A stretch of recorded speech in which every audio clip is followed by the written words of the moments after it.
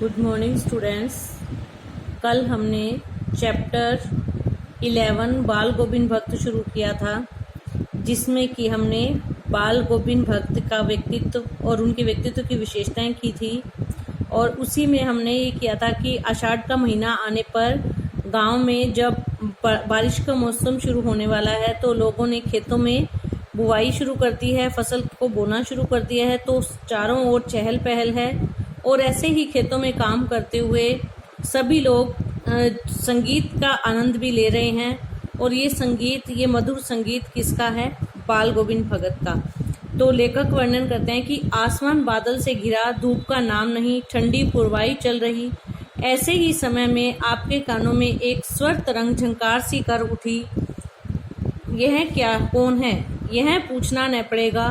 बाल गोविंद भक्त समूचा शरीर कीचड़ में लिथड़े अपने खेत में रोपनी कर रहे हैं। उनकी अंगुली एक एक धान के पौधे को पंक्तिबद्ध खेत में बिठा रही है। अब ये जो मधुर गाने की आवाज़ आपके कानों में पड़ रही है तो वो पूछने की जरूरत नहीं है, वो गाना किसका है? वो गाना बाल गोविंद भक्त का स्वर है। और वो अपने खेतों में काम कर रहे हैं। रोपनी मतलब बीज, पौधे लगाना। पौधे कैसे लगाना?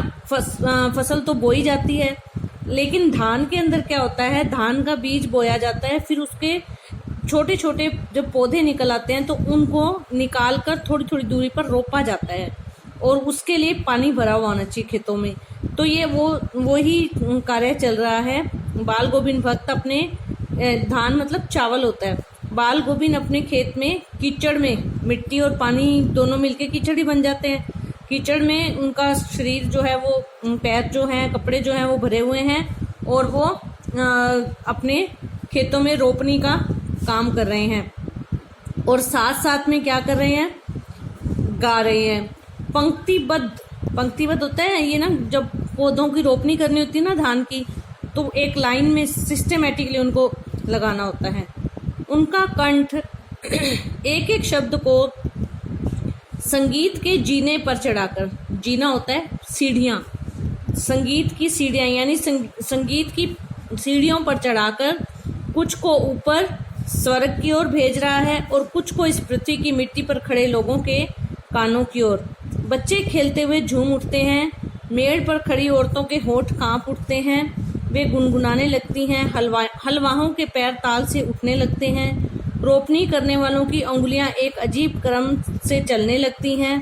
बाल गोविंद भक्त का यह संगीत है या जादू। अब क्या होता है कि जब वो मधुर गीत गाना शुरू करते हैं तो जो खेतों में काम करने वाले लोग हैं ना, उनके हाथ पैर भी एक संगीत के लय के साथ चलने लगते हैं। वो भूल ही जाते हैं कि हम खेतों में रोपनी का काम कर रहे हैं, वो उनके संगीत में खो जाते हैं। और जो बाल गोविंद है ना, वो संगीत को उसकी लय और बत्ता के साथ गा रहे हैं। भादों की वह अंधेरी अधरतिया मतलब आधी रात। अभी थोड़ी ही देर पहले मूसलाधार वर्षा खत्म हुई है। आषाढ़ का महीना है ना, कभी भी तेज बारिश आ जाती है।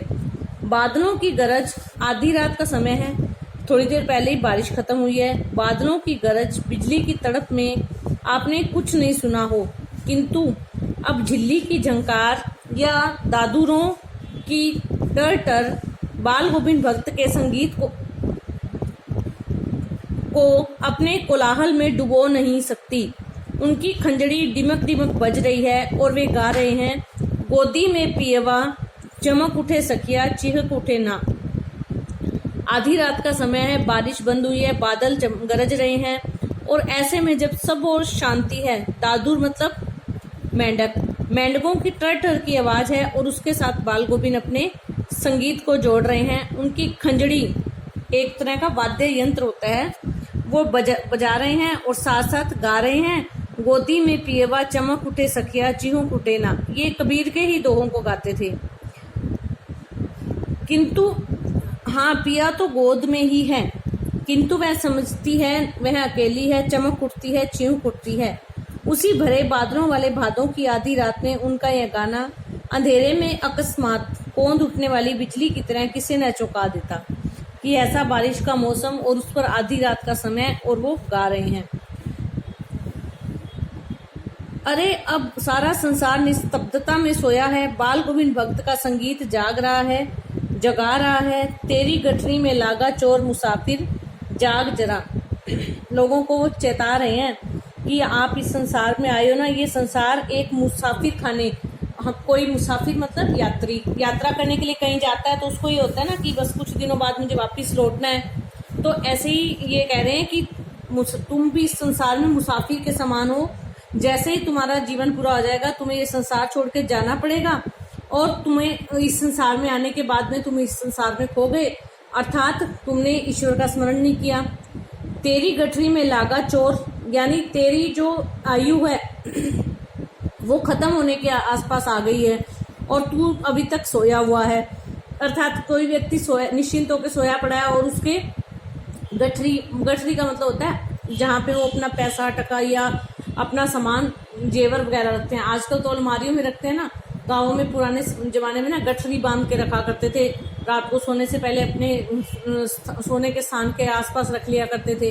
तो वो कहते हैं कि तेरी गठरी में लागा चोर, भी तू निश्चिंत होकर सो रहा है और चोर तेरा सामान चुराने आ गया है। अर्थात इस संसार में आकर तू निश्चिंत हो गया है, जबकि तुझे पता भी नहीं चलेगा कब तेरी यात्रा खत्म हो जाएगी।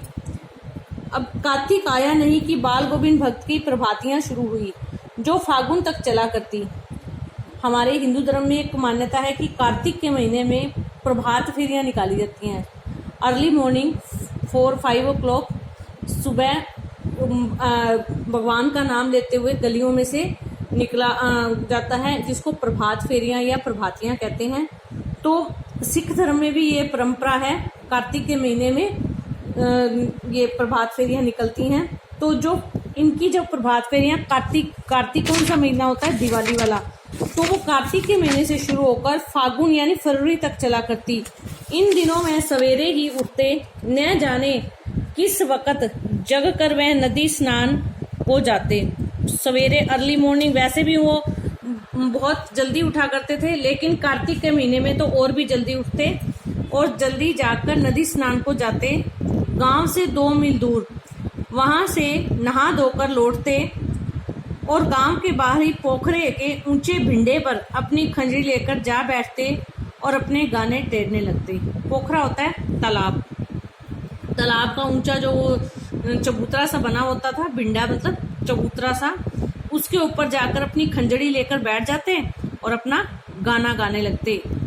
मैं शुरू से ही देर तक सोने वाला हूँ, किंतु एक दिन माघ के आसमान के तारों के दीपक बुझे नहीं थे।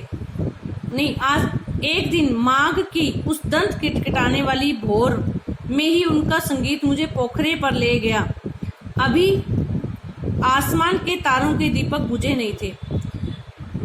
जो लेखक है ना, वो कह रहा है मैं जल्दी उठने वाला में से नहीं हूँ, लेकिन एक दिन माघ का महीना कौन सा होता है, इंग्लिश महीनों के हिसाब से जनवरी का महीना, और कितनी ठंड पड़ती है जनवरी के महीने में। तो वो कहते हैं किटकिटाने वाली ऐसी ठंड में, भोर में मतलब अर्ली मॉर्निंग में, मुझे उनका संगीत पोखरे तक ले गया। और अभी तक क्या था, सुबह भी नहीं हुई थी, आसमान में अभी तक तारे चमक रहे थे। हाँ, पूरब में लोही लग गई थी मतलब आसमान थोड़ा साफ होने लग गया था, सूर्य उगने को था। तो अब ये उनके जो गायन की विशेषताएं आगे लेखक बताएगा और उनका क्या क्या उनके जीवन, उनकी दिनचर्या है, तो उसको हम कल पढ़ेंगे। धन्यवाद।